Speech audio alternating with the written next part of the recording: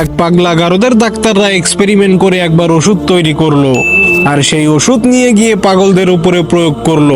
এরপরে সকল ডাক্তাররা পরামর্শ করে পাগলদেরকে লোহার বল দিয়ে খেলতে দিল।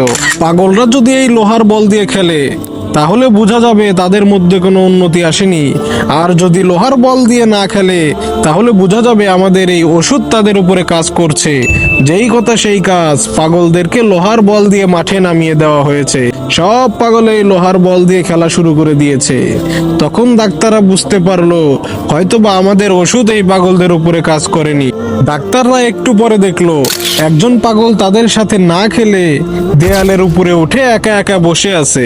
তখন ডাক্তাররা ওই পাগলের কাছে গিয়ে জিজ্ঞেস করলো, এই বেটা পাগল, তোমার সকল বন্ধুরা এখানে খেলছে, তুমি কেন এখানে একা একা বসে আছো?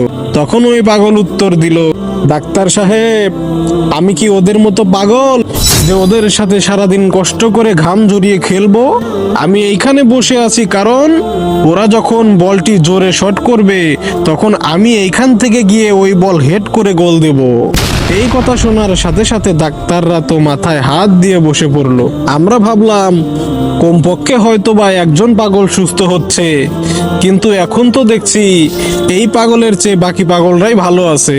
ডাক্তাররা রুমে গিয়ে বলছে, পাগলদেরকে আর ভালো করতে পারলাম না, বরং এই পাগলদেরকে ভালো করতে গিয়ে আমরা নিজেরাই পাগল হয়ে গেলাম।